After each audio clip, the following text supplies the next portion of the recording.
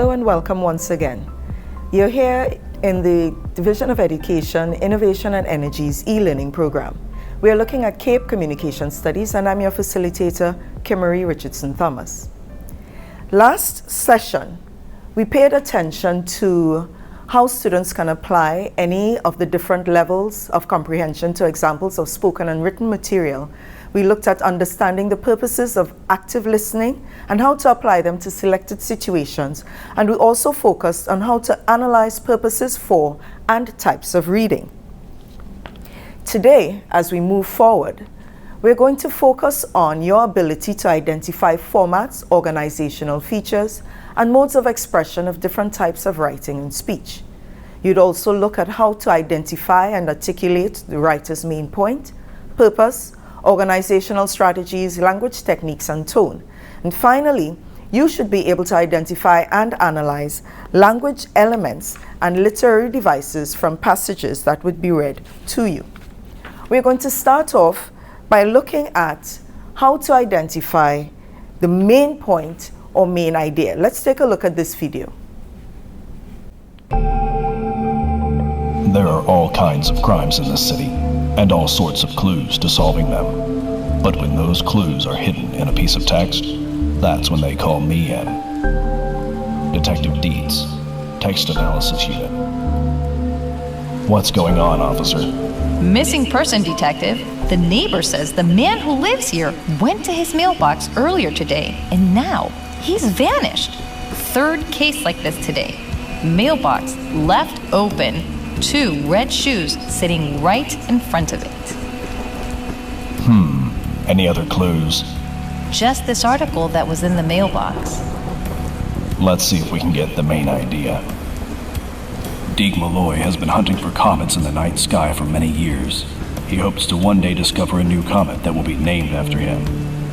He also knows that many things in the sky can be mistaken for comets. Airplanes, meteors, even the planet Venus. So when he found something strange in the sky one night, he thought he should double-check what it was. Now to get the main idea, we need to find the main topic of the article, and the most important point about the main topic. The main topic seems pretty easy. Deke Malloy. He's the only one in this article. What do we know about him? He has been looking for comets for many years. He hopes to discover a new comet, and he found something strange in the sky one night. I think finding something strange in the sky is probably the most important of these things.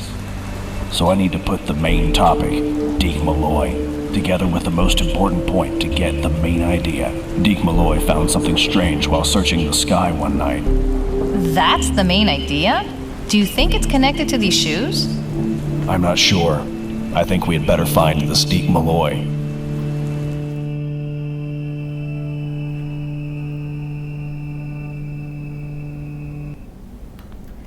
So we see that when we're looking for our main idea, it involves a process.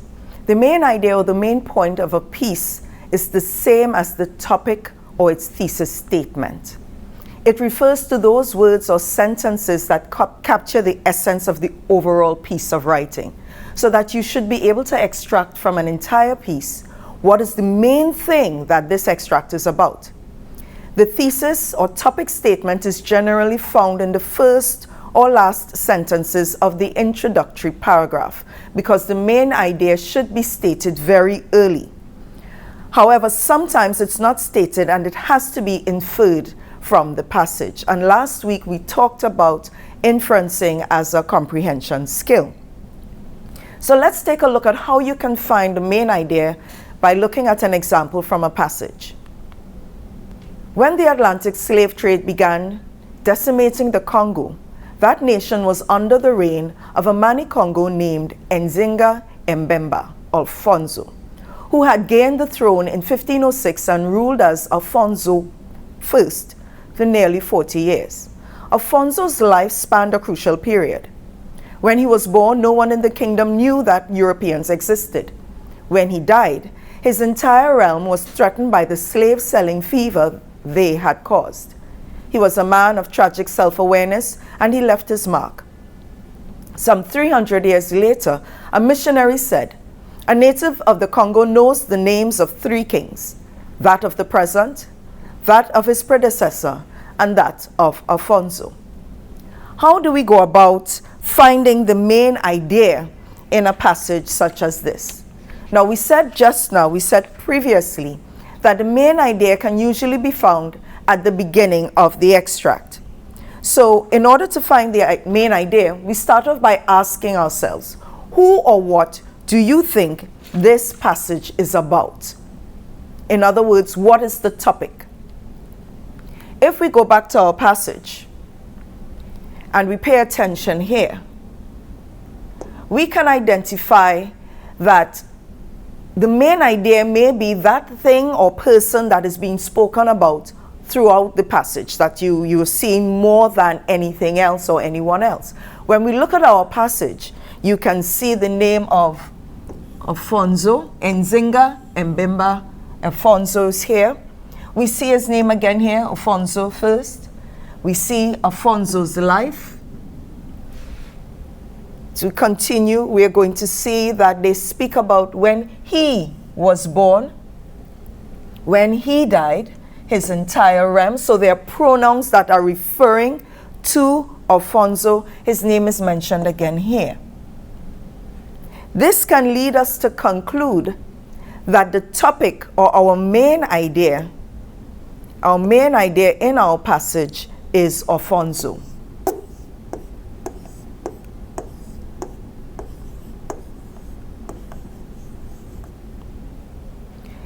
This passage is primarily about Alfonso, and we have clues that can lead us to that. He was a man, and it speaks primarily about him.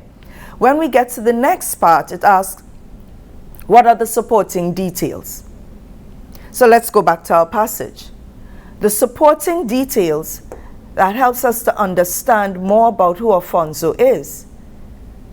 When we get to the beginning of our passage, we are introduced to Alfonso. So that at the beginning here, this area until here tells us about Alfonso. It says that when the Atlantic slave trade began decimating the Congo, that nation was under the reign of a Mani-Congo named Nzinga Mbemba Alfonso, who had gained the throne in 1506 and ruled as Alfonso I nearly 40 years. This tells us the supporting details that we found just now in the first sentence. And I'll just write this part here rather than writing out the entire sentence. First sentence. The first sentence of our passage gives us the supporting details about our topic. What you're going to find as we look at it, everything else that remains, see if I get another color, everything else that remains will be additional information to support our main topic and the main idea surrounding that. So then what we are left with, when we take our main topic along with that information that supports our topic in that first sentence, we conclude that our main point is, when the Atlantic slave trade began decimating the Congo, that nation was under the reign of a Mani-Congo named Nzinga Mbemba Alfonso, who had gained the throne in 1506 and ruled as Alfonso I for nearly 40 years. Now, please remember, very often when you're asked to indicate the main idea or the main point, you would also be given a word limit. Pay attention to that word limit, especially if you're instructed to so do, because you do not want to exceed that word limit. It's very important, but your main idea, main point, what is the main topic and what is being said about that main topic. You also need to bear in mind the following. The main point is what the writer is writing about. It is a summary of the extract. Again, summary writing skills would have been learned in 4th and 5th form, and this is where it becomes very crucial. And last session, we spoke about how you can summarize information. So you want to summarize the extract. Note most importantly, where it comes to your main point and your main idea, this is never expressed as a verb. You never indicate that the main idea is to inform or to educate or to tell the reader. You never indicate that because your main idea is never expressed as a verb. Instead, you need to be able to articulate it by saying the main idea is that when the Atlantic slave trade began, etc. Or the main idea expressed by the writer is students don't particularly enjoy being at home to do all of this work, but you're not going to say the main idea is to anything. As we move on, let's take a look at the writer's purpose. Many students confuse the main idea with the writer's purpose. They are two completely different things. When we spoke just now about the main idea, we indicated that the main idea is never expressed as a verb.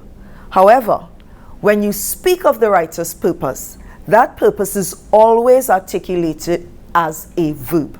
And the simple way for us to go through this and understand this is what I like to call pie. The author's purpose is all about pie.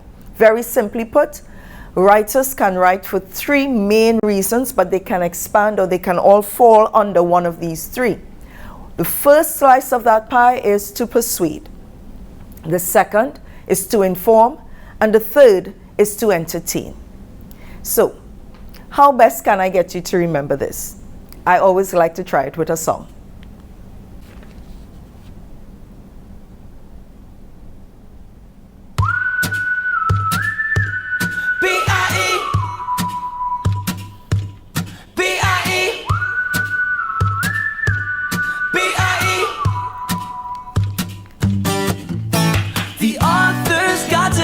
Purpose, got to have some pie.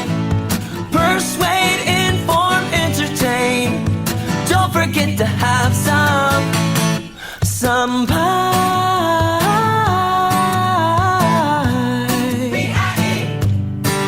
Some pie.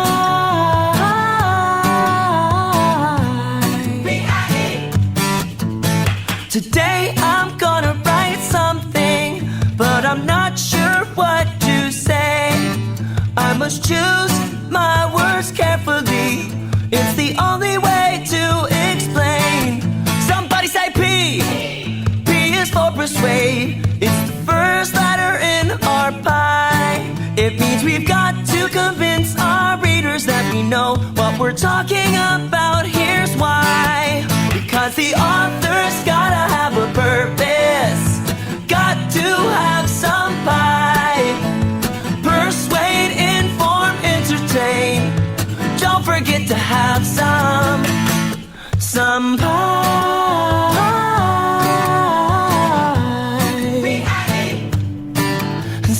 pie.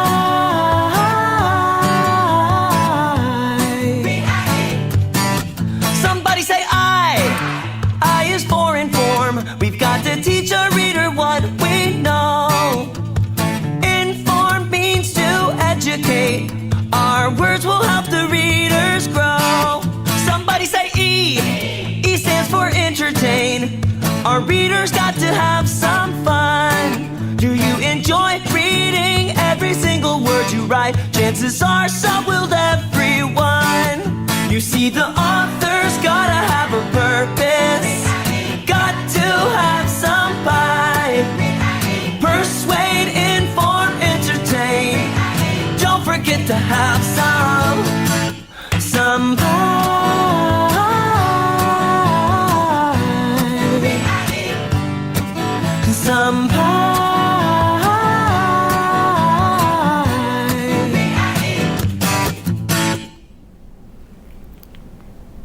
Don't forget to have some pie. Now, the first slice of our pie is to persuade. The aim of writing to persuade, and I want you to, even when you look at it, go back and listen to that song. It's a little catchy, you know. So the first slice of our pie is to persuade. Aim of persuasive writing is to convince the audience that what is being presented is true.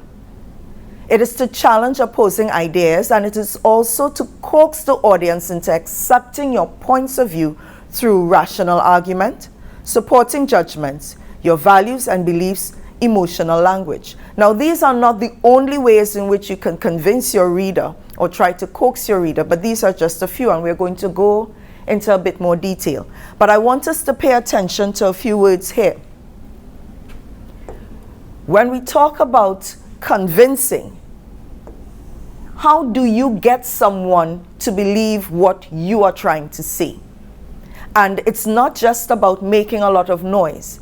When we think about persuasion, and we also talk about argumentative writing, we want to have logical arguments, not just making noise in the way you may argue with your brother or sister or sibling, not that type of argument. But you want to structure what your point of view is in such a clear manner that your reader or listener can believe that what you're presenting is true.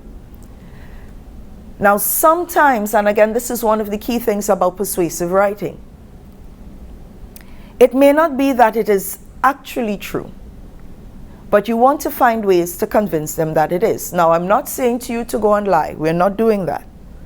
But there are strategies to convince someone about your point of view so that what you're saying can be believable, even if it means that your reader or listener can go back and check it for themselves.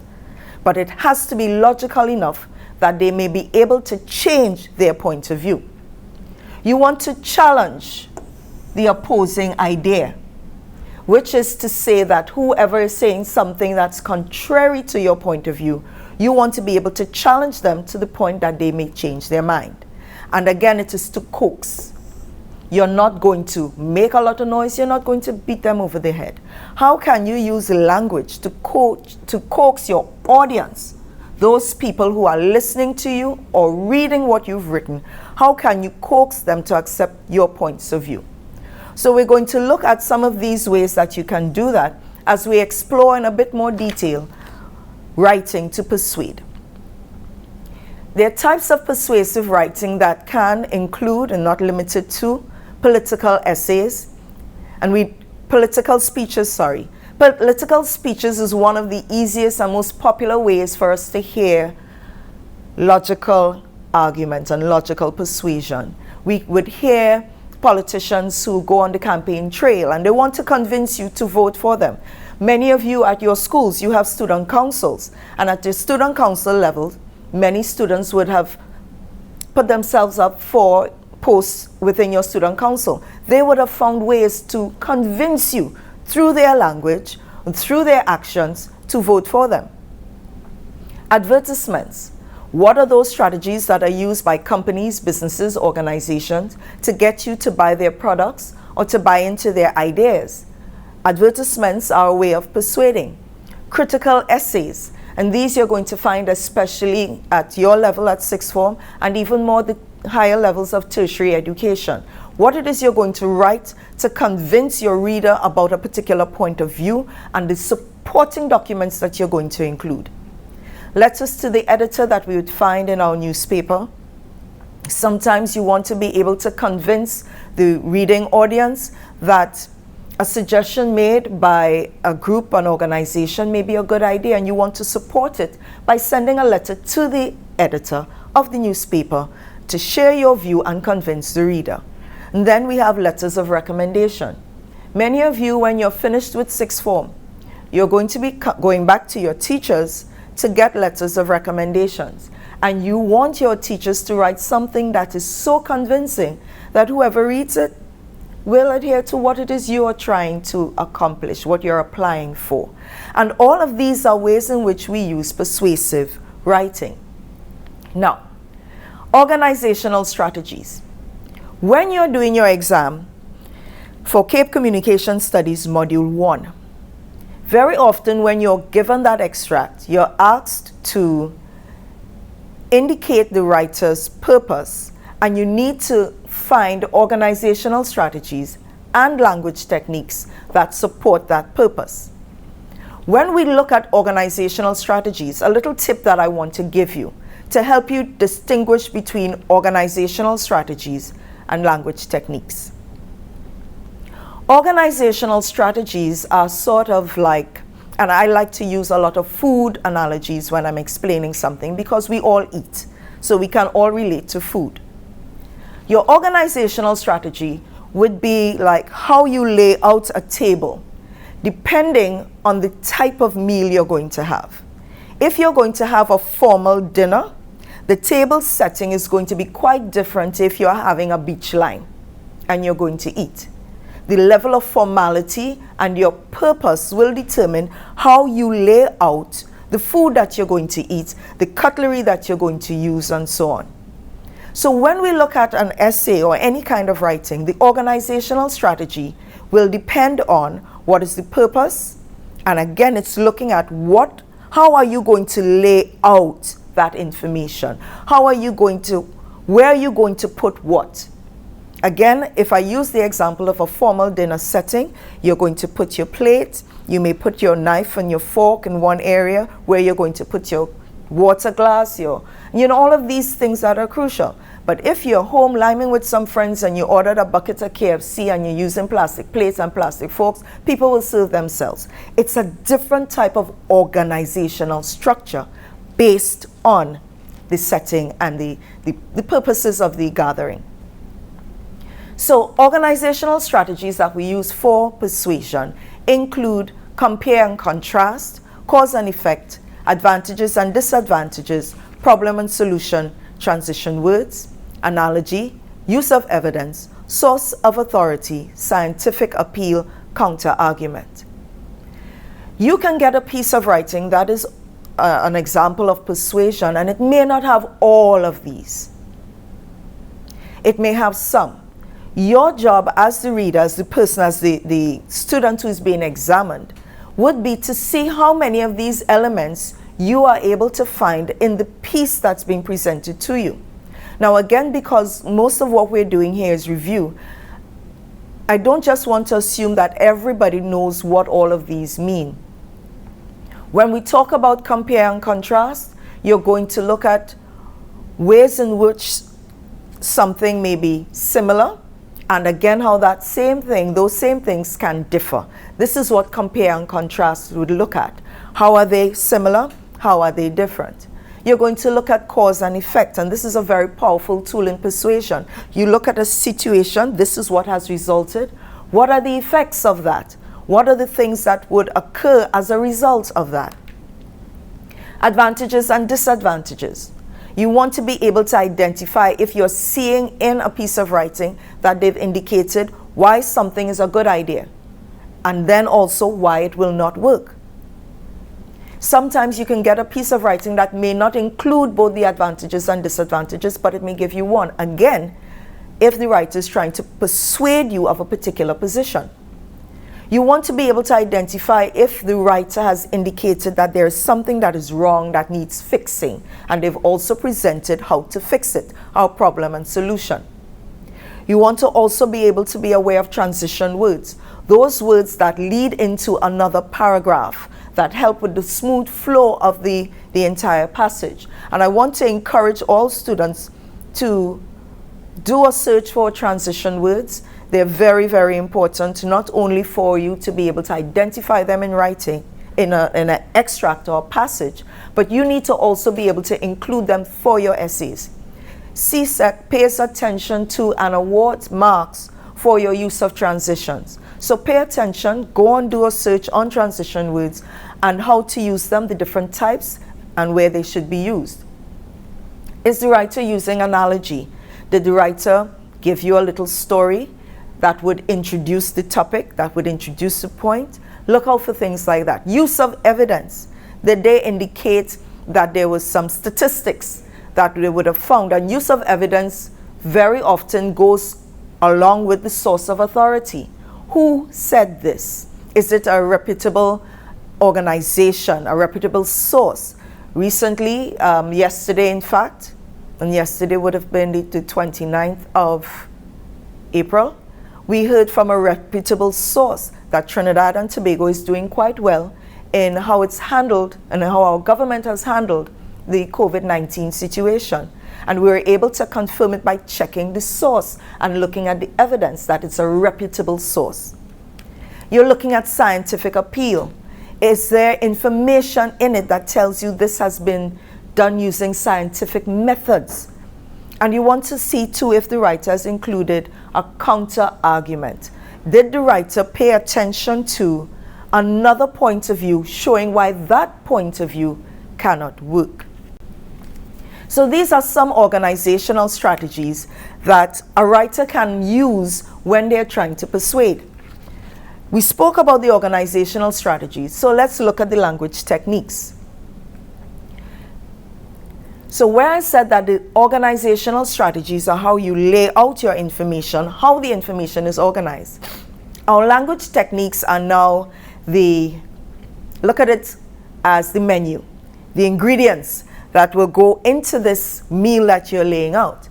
If I gave you rice, pigeon peas, pumpkin, browning, chicken, for those of you who know how to cook, you may be able to assume you're either going to make pilau or rice and peas with stewed chicken. You know that I'm not giving you ingredients for pizza. You know that I didn't give you ingredients for basabshat and curry chicken. Because the ingredients that go into it gives you an idea of what it is. And it's the same thing with language. The ingredients that you're seeing and our language techniques, they're like our ingredients. What are those things that go into persuasive writing that tells you it's persuasion? You want to be able to see if there's direct personal appeal. Direct personal appeal, and it's usually where the writer may make a reference to the reader directly, and you may see the use of the second person pronoun you. There's that direct personal appeal. And it's usually done to pull the reader into the position that the writer is presenting. Emotive language. An emotive language would be language that would evoke a lot of emotion to get you to feel angry, to get you to feel upset or hurt or confused, or you want to question what is actually taking place. Emotive language would be very strong emotional language. Our rhetorical questions, and you would have been doing rhetorical questions as far back as preparation for SEA. Rhetorical questions are those questions that do not necessarily need an answer, but they're asked to allow you to question yourselves. Repetition, where a word or phrase may be repeated for emphasis. Exaggeration. We all know what exaggeration is. We've been doing it since we were children. We talk about my daddy has the biggest car in the whole wide world. We speak about my mommy is the most beautiful woman in the world. That's not always exaggeration. Sometimes, especially in my case, that's true. But we talk about exaggeration. We are aware of exaggeration, but there are ways to use logical exaggeration for persuasive purposes. Exclamations. How can we, especially, you're going to see that with advertisers, where they would want to really let something, a word or phrase, stand out really boldly, and they would use the strategy of exclamation, where they would utilize, in particular, the use of our exclamation marks. You want this to be able to stand out. Adjectives. Adjectives are crucial to any kind of writing where you want to create emotion and feeling and to generate a change in idea. How can you use these descriptive words? And are you seeing examples of these descriptive words in the writing? Words that may describe the extent to which something may hurt, the extent to which something may give pleasure, and describing how these things would feel. The alliteration, the repetition of the same consonant sound in a piece of writing, and especially again too with advertisements and every other element of persuasion. It's a very, very interesting strategy. So a good way to remember alliteration is first to always remember our tongue twisters. Tongue twisters are very popular forms of alliterations. She sells seashells on the seashore. And we remember these tongue twisters because of the repetition of the same consonant sound. If a writer puts it into their piece of writing, it's because they want you to remember something. Rhymes and songs, catchy phrases, they do the very same thing. It's ways to enable the reader to remember using strategies that would help you to get this information to stick. When we went through our song just now on PIE, author's gotta have a purpose, got to have some pie. And because you have this type of rhyming and interaction, it helps you to remember it. And that is what is persuasion. And we want to also talk about sarcasm.